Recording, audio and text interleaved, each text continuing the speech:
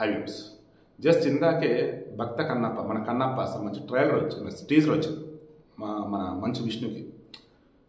Super ఉందండి. First టీజర్లో వచ్చిన కొన్ని క్షణాలు సెకండ్స్ ఏంటి ఎలా ఉందనుకున్నా, బట్ ఒక 25 సెకండ్స్ 30 సెకండ్స్ ఆగిన తర్వాత నుంచి బాబా ఓ రేంజ్ ఉంది కదా అనిపించింది. ఫస్ట్ దానికి ప్లస్ పాయింట్ న్యూజిలాండ్ సెలెక్ట్ చేసేవాడు షూటింగ్ మొత్తానికి. సెకండ్ పాయింట్ అద్భుతమైన క్యారెక్టర్లు పడ్డాయి ఒక్కొక్కరికి. కిరాత క్యారెక్టర్ వచ్చేసి మోహన్ లాల్, అండ్ అక్కడ స్వామిజర్ పూజారి అన్నట్టు మోహన్ బాబు, మంచు విష్ణు వచ్చేసి కన్నప్ప, రుద్రుడిగా వచ్చేసి ప్రభాస్, శివుడిగా వచ్చేసి అక్షయ్ కుమార్, పార్వతిగా కాజల్. స్టోరీ ఏంటన్నప్పుడు నేను మొన్నే చెప్పున్నాను, ఎందులో మన క్యాట్ సస్పెల్ కానీ క్యాట్ డివోషన్ కానీ ఇచ్చున్నాను.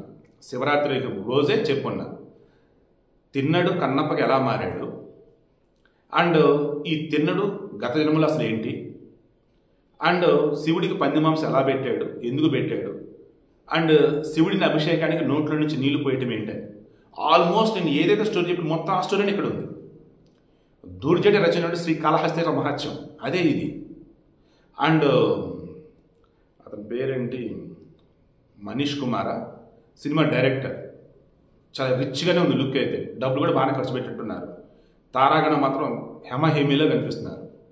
సో ఈ వేళ చూస్తున్నప్పుడు ఐఆమ్ షూర్ కన్నప్ప తెలుగు సినిమాలో సరికొత్త రికార్డ్ నెలకొన్న గ్యారంటీ. భారతీయ సినీ చరిత్రలో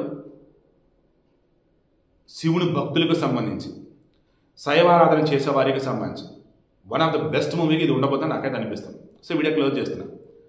విష్ణు మీద ట్రోలింగ్లు ఎన్నైనా ఉండొచ్చు కాక, మన పాట వచ్చింది దాని మీద ట్రోలింగ్ చేశారు, ఇప్పుడు టీజర్ మీద ట్రోలింగ్ చేస్తూ ఉండొచ్చు కాక, బట్ సినిమా పరంగా చూస్తున్నప్పుడు సినిమాలాగానే మీరు కానీ చూడగలిగితే మన పాటలో సాహిత్యం కానీ ఆ కథ ఏదైతే ఉన్నదో, నిజమైనటువంటి చరిత్ర ఏదైతే ఉందో దానికి తగ్గట్టుగా సినిమా చూపించారు కదా అన్నప్పుడు టీజర్ చూస్తే మీకే అర్థమైంది.